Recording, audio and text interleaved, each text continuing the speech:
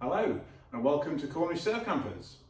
Today we're going to be fitting this awning rail to this Volkswagen Transporter.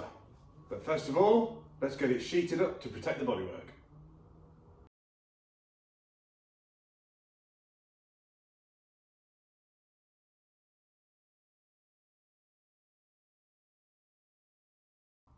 Great, now that's done I can show you the rail. So this is a Reimo style awning rail. It's not actually a Reimo one, but it's made in the style of. So you can see it's a water channel and an awning rail. This means that you don't get any drips coming down when you open the sliding side door, whether an awning is fitted or not. This fits two ways. I'm going to be bonding it to the vehicle, but also it fits through screw holes. Now, obviously, I've got to mount it on, make sure it's in the right position and drill some screw holes. But I don't want to be scratching the van whilst doing that. So now I'm going to tape up where the actual rail goes. Right, now that's done, what I'm going to do, offer the rail up. Now you want the rail, on the bottom of the rail, to fit around about 5 millimeters above where the gap is at the top of the door, and then the line that runs along that all the way to the back. So I'm going to put one screw in to hold it, make sure it's in the right place, looks right, and then continue along and do the others. So I'll do the first screw and then we'll do a bit of a fast show to do the others. Right.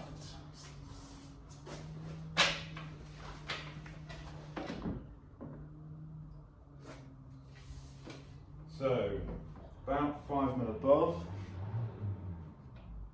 good distance at the back. I've already marked where the pop top comes down to, where this sits, and it's about there. So this, sitting just about to the top of there, would be ideal. We've got a little bit goes over the front passenger door, but more importantly, we want it to go all the way back to cover where this sliding side door goes to. And I'd say that's about there. So, one hole in here. You have to be very careful on the T5 vans. It's actually double skinned. You put your drill through and then there's another skin, but it's at a bit of a funny angle. If you just hammer it through, you can end up with snapping drills, and then that can make the drill skit off and scratch the paintwork. So you've got to be very careful. I hope I don't do it now I've said that. That would be bad.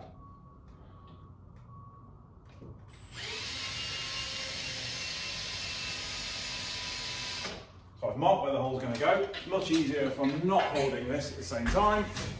So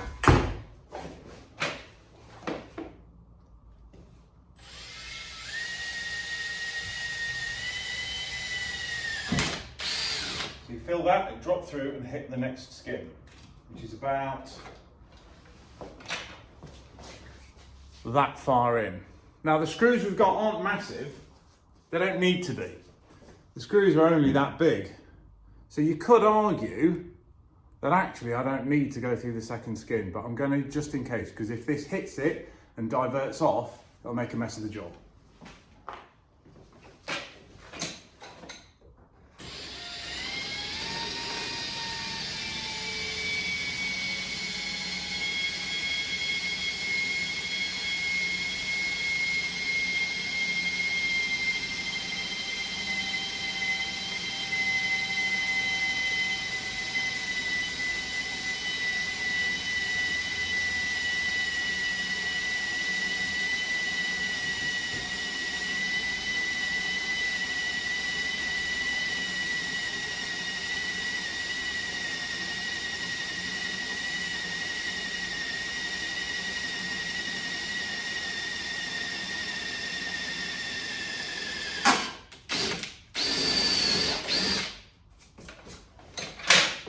The middle skin's a bit thicker than the outer.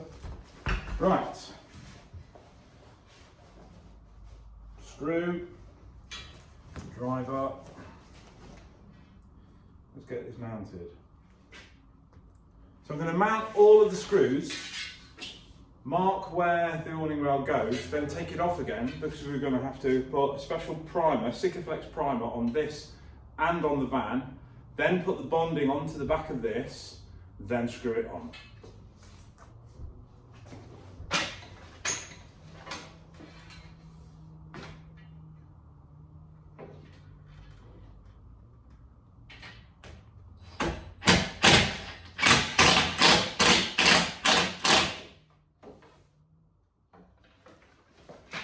That looks good to me.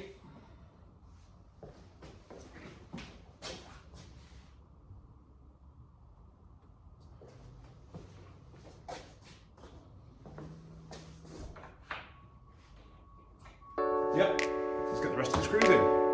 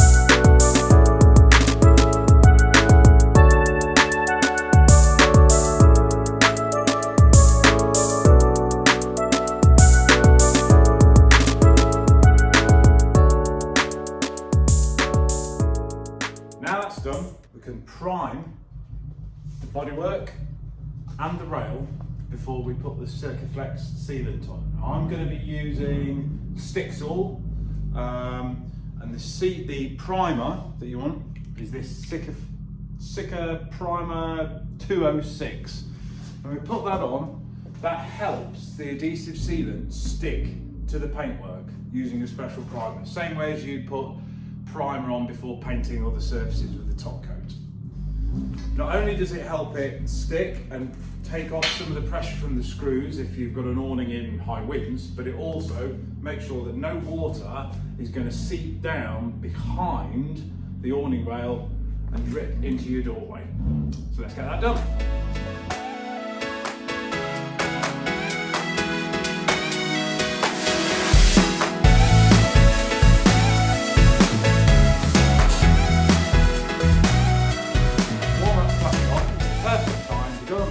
A nice cup of tea with the mug that's the correct colour for a workshop.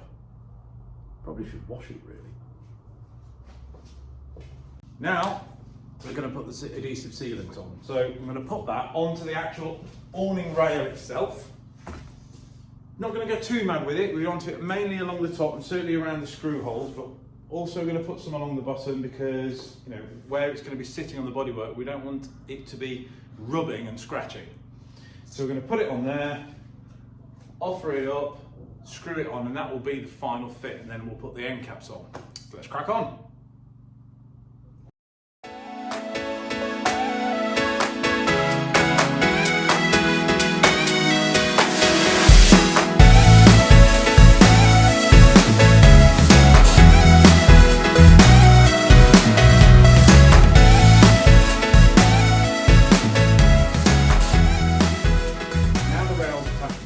Even though you couldn't actually see me attaching it to the van because I forgot to move the camera, but it's attached to the van. So all of the sealant we put on is squeezed out the top and squeezed out the bottom, so we want to clean it off. So obviously that's the reason we kept the masking tape on, to put the masking tape on so we're not getting it stuck to the body.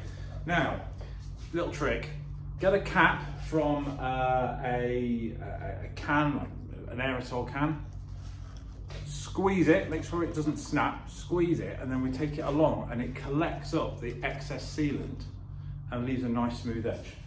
Let's have a go at that.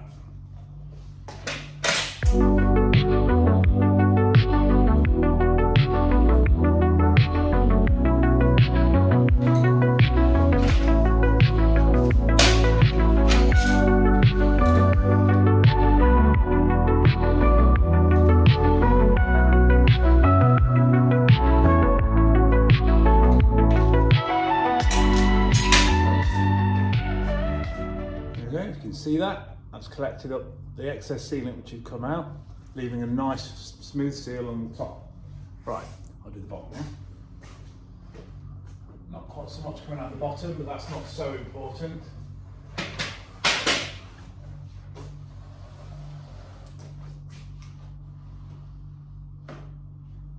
Great. Right, time to fit the end caps. So, the end caps, the front one usually goes in and stays in quite tight. The one at the back, usually you've got to actually put a bit of tape on it to hold it in. Sometimes it just pops off a little bit. So we put some sealant on these, put these on at either end, and then clean off around them. Now there might be some slight gaps that you want to then, when it's dried, put some more sealant around it just to make a smooth finish, but they go on pretty well. Right, let's do that.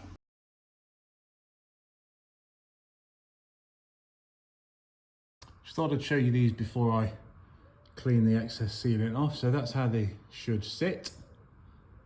These screws, by the way, are stainless steel, so you don't need to worry about them rusting. What I might do is put a bit of the black primer on them, just dab them on so they don't show up so much on the black background. Obviously, if you've got the silver rail, it doesn't matter, but they're fairly obvious, so put a little bit of black primer on those. So that's the rear one.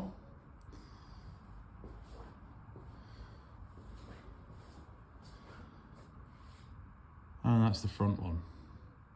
So I'm just going to now tidy up that excess primer and take off all of the masking tape.